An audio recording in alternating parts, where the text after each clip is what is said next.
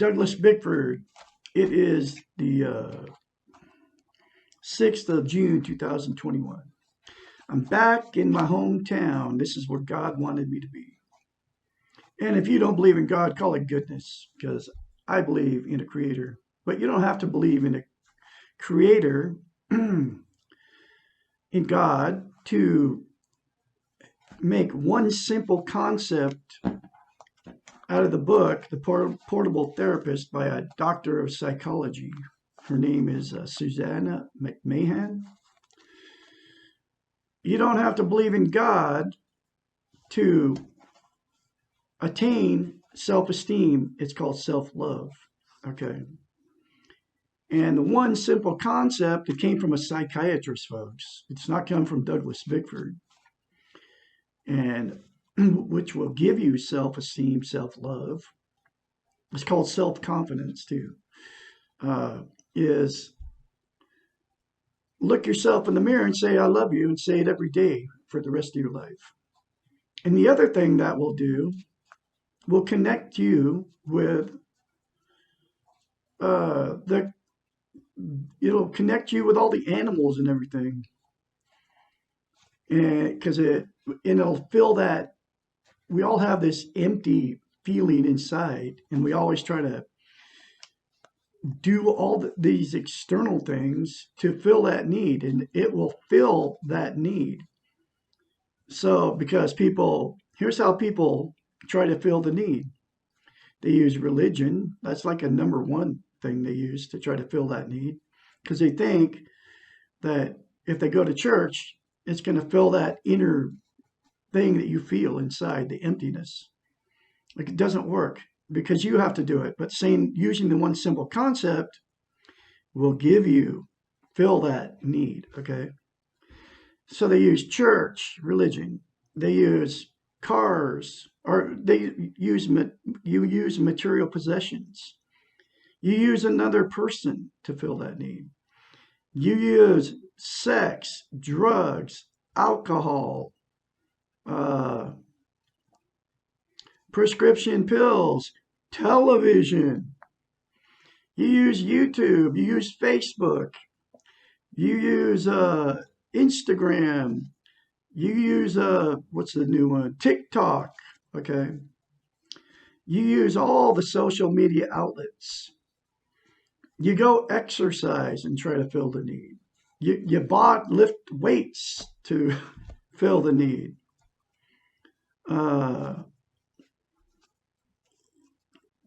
Men will seek a prostitute to fill the need. Women will seek a gigolo to fill the need, right? So the bottom line is, none of those external things work. Because you're trying to make yourself happy by external things. And by saying, I love you in the mirror, and keep saying it every day for the rest of your life, will fill that void you feel. Okay? That's the only thing that'll do it, because you have to do it. Another person can't do it. People get married to fill that inner need. Oh, I could get married and be with somebody, and then that'll make me happy the rest of my life. And no, it won't. Okay? There are people that have been married 50 years, and they never have self-esteem. So what happens is, two people with no self-esteem, you don't really love each other. You need each other for whatever reason. And they stay together no matter what. But they pop out, families come from them that become dysfunctional, because they never, because without self-esteem, you can't love and you can't receive love. And you witnessed it. I came out of it's called dysfunctional families. I came out of one. I was married into one 4 years ago. And I got out of it accidentally. But it was all on purpose, because I believe in God. Okay, I believe that there's a creator. He got me out of it. He used my cat to do it. And that's why I'm here teaching self-esteem, because nobody teaches the one simple concept I just told you. Absolutely nobody. The only person that you're going to get it from is Douglas Bickford here in Klamath Falls, Oregon, my hometown. God let me come back to my hometown because I got stuff I'm going to do here too. And I've been free and clear of a toxic relationship for 7 months now. And it's a good feeling to not have to have somebody tell me they love me, because I love myself now and have full of self-esteem because of that one simple concept. Okay, and the other thing is, get the book, The Portable Therapist, which is in the description in a link in every video that I put up down there. Okay, and you can anybody can get self-esteem. I don't care if you believe in God or not. You just use that one simple concept and it will get you self-esteem. It'll get you motivated. You'll have self-confidence. And here's the thing about mirror therapy, and that's exactly what it is. You can't lie to yourself in the mirror. So if you say, like, I'm looking at myself right now, so it's a mirror image of me, right? I love Douglas Bickford. When the very first time I did it, I couldn't do it. I had to force myself to do it because I didn't believe it. And you can't lie to yourself in the mirror. So now I can say it easily. I love Douglas Bickford. I'm not going to live in, everything you say in the mirror will come true. It's true. Okay. I love Douglas Bickford. I'm not going to live in guilt in the past. And I'm not going to live in anxiety in the future. I'm going to live in the present because that's all we have. I'm not going to mask the pain, and death is a reality, folks. We're all die. Okay. I'm not going to, I used to fear death until I got self-esteem. Now I don't fear death at all because it's a natural process.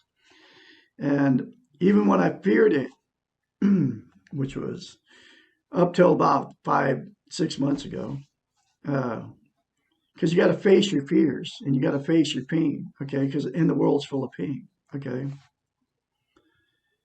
So and people mask their pain with TV, drugs, alcohol, sex, another person, religion, material possessions. And as soon as you buy something to make yourself feel better, it doesn't take very long, and that whatever you bought turns, it's useless. It doesn't do it. So you got to buy something else to try to make yourself happy. That's why women have 100 pair of shoes in a closet and all these clothes that they don't wear because they can't even fit in them anymore because they gained weight. Then they just get madder at themselves. Oh, I got to lose weight. And then they, it's a vicious cycle. Men are the same way. You got a bunch of clothes in the closet you never wear, a bunch of shoes you never wear. And you only wear one pair at a time. How many boxes of stuff do you need to make yourself happy? How many pairs of shoes you need to make yourself happy? How many houses do you need to make yourself happy? How much money do you need to make yourself happy? That's why millionaires blow their brains out. Politicians, how many houses do they own? They're millionaires. The ones that sit in office forever in the United States, but they have, and then all the TV personalities, right? Rachel Maddow, Sean Hannity, Tucker Carlson, Wolf Blitzer, right? Rush Limbaugh, all of them, right? Millionaires have like just Sean Hannity, right? Y'all know who he is, Fox News, and he's radio too, AM. Just that guy owns 900 houses. Okay, how many houses do you need to make yourself happy? And the house he lives in is like a 10, 12, 14 bedroom mansion with 8 bathrooms, swimming pool, gates, and anyway, my bottom line is you cannot make yourself happy. Those people aren't happy. They live in a fantasy that their wealth and their fame is going to make them happy, but go try to talk to one. They won't even talk to you, wouldn't even give you the time of day, even if they saw you out there, right? even though we sit and we watch and we sit behind the television wasting our precious moments that we can't ever replace by watching talking heads tell us all this bad news, all this good news, so they can get richer and buy more houses, right? Anyway, so here's the next chapter, chapter 70 from The Portable Therapist. And I highly recommend you get the book. It's cheap, okay? Douglas Bickford doesn't want anything from you, okay? I'm the only one on YouTube that doesn't want anything from you. They all want something from you. Go look at the link, the donate buttons and all that stuff. I don't need your money. I just want you to look at yourself in the mirror and say, I love you. That's it. It'll change your life. What is the role of sex in the relationship? This question is frequently asked by people who have good sex in a bad relationship, or have good relationship with minimal to no sex. Nothing seems to be more confusing than sexual issues in relationships. Sex and money are the two issues that most couples disagree about. The Western model teaches us that one of the most important qualities in the relationship is our sexual attraction to the other person. You all know, I was there 4 years ago. This woman I married was absolutely gorgeous, and that's one of the reasons I married her. I married her after 3 weeks, after meeting her on Craigslist. That's because I had no self-esteem. I didn't love myself, so I was looking for somebody to love and somebody to love me. I was needy, okay? As most of us are painfully aware, what initially attracts us to the other is usually not sustainable over the long term and often repels us in the end. And it does too. And you all have been there, okay? Sexual compatibility certainly adds a wonderful dimension to the relationship, but sexual compatibility is not enough to sustain the relationship.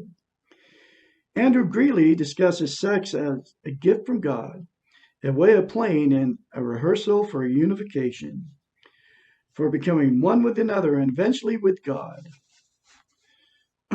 Good sex is one of life's great joys, one of the rewards for being in a marvelous release of stress and tension.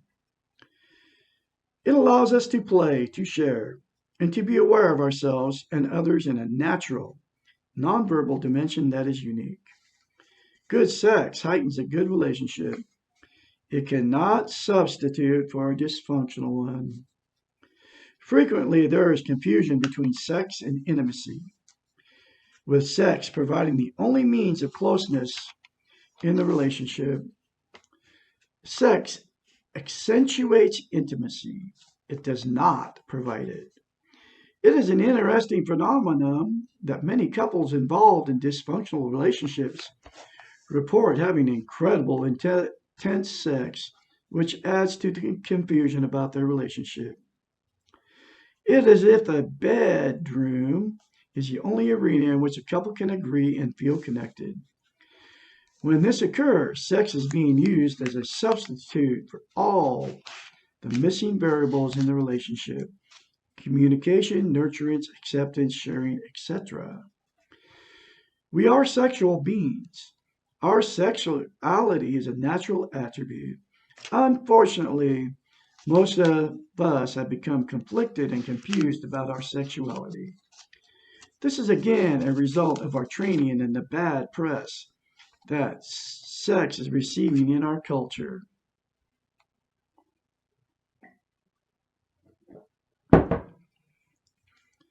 There has been too much emphasis on the use of our sexuality and of the sexual act itself in order to achieve other goals. Translation is sell you something. Sex sells, right? And it does.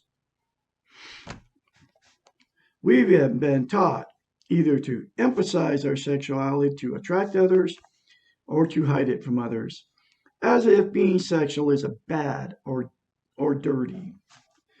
We have learned that men get to be more overtly sexual than women, and sex is often used as power and control issue.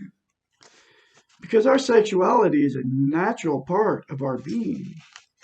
Being comfortable with our own sexuality is a natural process strongly related to our self-esteem.